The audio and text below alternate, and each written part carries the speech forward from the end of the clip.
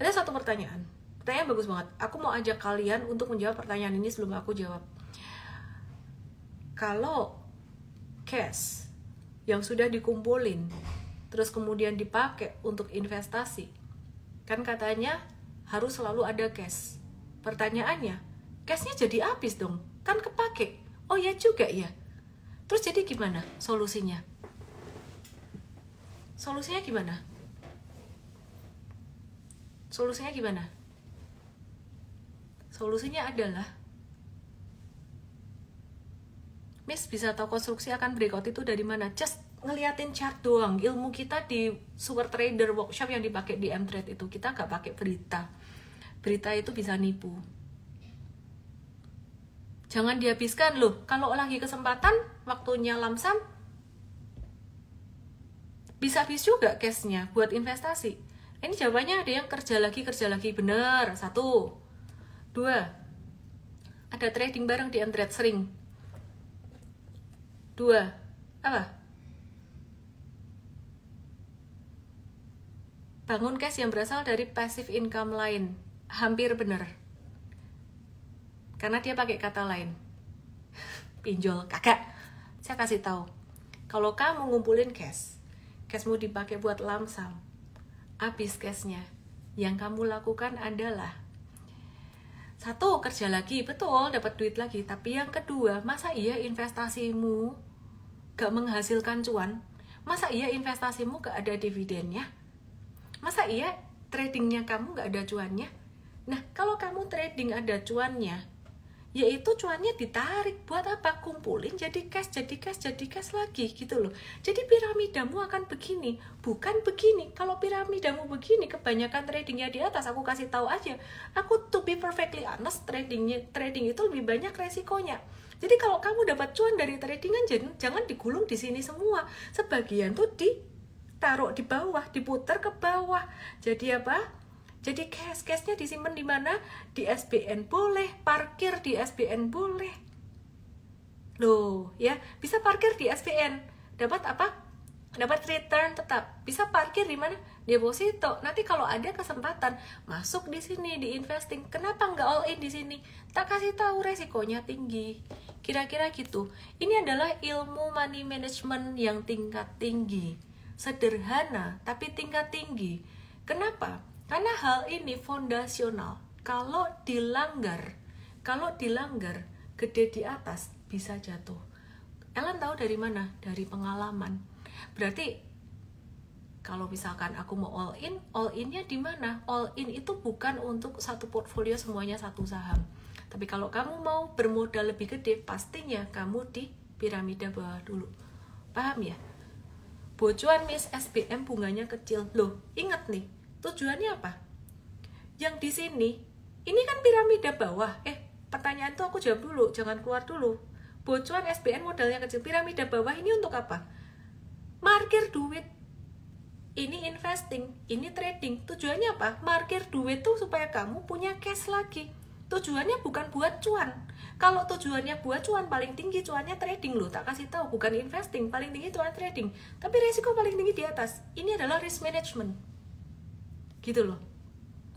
Ya, jadi itu risk management. Mudah nggak? Kenapa taruhnya di investasi, markir duitnya tuh taruh di investasi yang seakan-akan bocuan. Karena tujuan investasi ada 2. 1, buat cuan, keluar balonnya. 2, buat apa? Buat ngejaga, buat markir duit. Nangkep nggak? Emas boleh.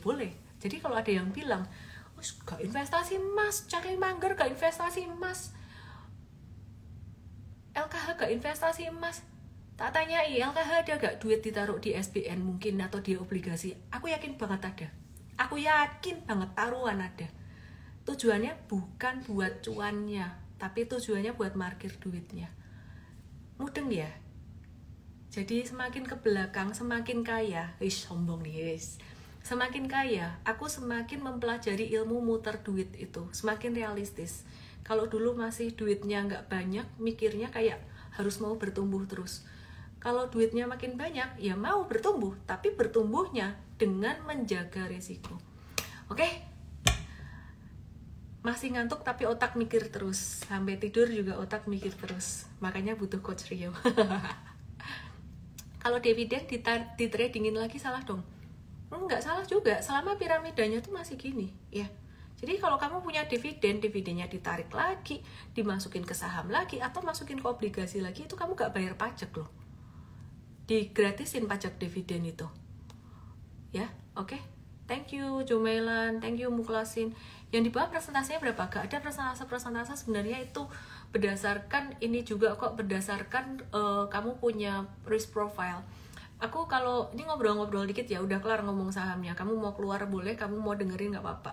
Aku suka ngobrol dengan teman-teman konglo, gaya gitu loh. Punya teman konglo, saya dikasih tahu sama my coach, my business coach. Dia low profile, nggak mau dikenalin orang banyak. Dia bilang gini, Len, lu tuh punya kenalan bagus-bagus, Bu. Ya kalau ketemu tuh jangan cuman kuliner santai-santai. Saya nggak mau manfaatin. Belajar. Oke, akhirnya saya belajar, saya dapat satu hal. Pak, gimana cara ngegulung bisnis? Saya pakai mindsetnya saat trading, tapi jangan dicontek dulu, jangan ditiru dulu. Dia bilang gini, Pak, bagaimana pandanganmu tentang hutang, tentang debt? Ya kayak carry trade itu kan kayak bisnis sebenarnya. Dia bilang gitu, pinjem uang dengan modal dengan bunga kecil, terus diinvestasiin supaya bisa mendapatkan keuntungan dari kenaikan harga saham atau dividen selisihnya. Itu sama seperti bisnis, dia bilang gitu. Tapi itu dilakukan Warren Buffett untuk kacamata investing. Di bisnis gimana? Di bisnis dia bilang, aku ada ngutang bank, perusahaan yang ngutang bank, tapi ngutang banknya ini misalkan bunganya 4%, harus make sure dulu perusahaan ini udah jalan dan dia udah cuan lebih dari itu. Kalau cuannya 20% katakan, pakai utang bank 4%, artinya kamu bisa memultiplikasi itu lebih banyak lagi. Oh kalau gitu pakai utang aja Pak, nggak usah pakai cash kita sendiri. Salah, di awal kamu harus pakai cash kamu sendiri, sampai akhirnya dia berkembang dan bisa membiayai hutangnya dengan labanya sendiri. Itu juga yang dilakukan oleh investor-investor properti, di mana investor-investor properti itu nih ngomong santai aja ya. Investor properti itu aku kalau diajarin sama mereka, lu tuh kalau udah cuan ya, pertama pakai uang sendiri, terus propertinya disewakan misal ya, dijadiin villa atau apa, udah cuan dari situ. Nah itu cuanannya kamu pakai untuk ngebayar bunga bank buat ngebeli itu lagi. Jujur, mental saya belum siap untuk kayak gitu, tapi saya pikir-pikir logikanya nalar juga gitu loh. Jadi kalau saya pikir logikanya nalar juga, oke juga, masuk akal gitu. Yang saya jadikan pelajaran penting satu, Bapak Ibu. Apa? Satu pelajaran pentingnya apa? Bahasa udah kelar, lulus Liong. Yang jadi pelajaran penting apa? Jangan pakai perasaan. Selama ini aku kalau ngajarin kalian kan, sesuai dengan risk profile, itu penting, itu benar. Sesuai risk profile itu penting, benar. Tapi kadang-kadang kalau risk profile-nya terlalu penakut atau terlalu berani, itu gak ada juga gas atau remnya yang jelas tuh gak ada gitu loh. Makanya harus pakai numbers. Makanya ke belakang saya pakai piramida ini untuk menjelaskan prinsipnya secara numbersnya tuh gimana. Di Invest itu dijelaskan numbersnya lebih detail. Kalau 10 juta, 100 juta, 1M gimana. Out of topic lagi, aku mau cerita. Gak gampang pinjam yen, bank-bank Jepang pasti gak akan kasih kalau tujuannya untuk investment derivatif ya. Maybe only Warren Buffett yang bisa lawan tuh. Tapi itu aku kasih contoh untuk perspektif bisnis lagi. Tadi mau cerita apa? Lupa. Utang bank di saat ekonomi stabil gak apa ya. Anyway, aku cuma cerita ya, aku tidak menyarankan kalian untuk melakukan itu, dimana aku sendiri masih sampai detik ini aku manusia tanpa hutang gitu loh. Jadi kalau kalian tanya, Ellen terinspirasi memang beli saham pakai utang? Oh no, betul miss, udah dilakukan. Oke. Ya itu kunci orang kaya tambah kaya, berani mengambil resiko tapi resiko terukur. Tadi saya mau ngomong, lupa, udah waktunya tidur. Dadah, selamat malam semuanya. Semoga bisa bermanfaat sharing-sharing saya seperti ini. Saya tuh sangat passionate sekali dalam hal mengembangkan bisnis juga ya. Jadi belajar bisnis bukan cuma saham doang. Dan ternyata saham dan bisnis tuh mirip. Ada bedanya. Oh ya, ingat. Perbedaan saham dan bisnis adalah, di bisnis kamu bisa ngegas income kamu.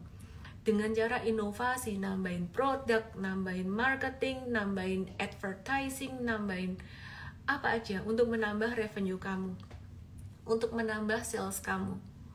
Tapi di saham, kamu gak bisa menambah revenue hanya dengan sekedar nambah modal doang. Yang membedakan di saham dengan di bisnis adalah bisnis itu lebih dikontrol kamu, Tapi kalau saham, pergerakannya bukan di dalam kendali kamu, naik dan turunnya. Yang di dalam kendali kamu adalah kapan kamu masuk, kapan mau keluar. Tapi dia mau gerak kemana tuh bukan di kendali kita. Jadi kita cuma bisa mengikuti dia geraknya kemana, gitu loh. Oh bisa dong, wis kan kalau pas lagi valuasi yang murah banget kan kita lamsam juga tuh, wis tadi ini sisa cashnya jeburin BRI semua. Oh ya itu, hanya itu di kendali kita. Tapi gak bisa kamu sewaktu-waktu kamu mau nambah modal di gas salesnya. Kalau di bisnis itu bisa, yang beda itu.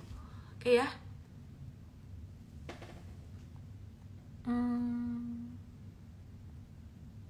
Gak percaya ya wis, gak usah follow aku. Ini paling akun-akun yang followernya 0 loh. Basar-basar, dikirimin basar-basar belakangan ini. Kayaknya saya banyak nyonyorin orang. Di saham pakai pom-pom enggak kok. Enggak semuanya pakai pom-pom. Oke, gitu aja ya. Terima kasih semuanya. Selamat malam, salam profit. Bye. Satu lagi, bisnislah pakai etika. Dadah.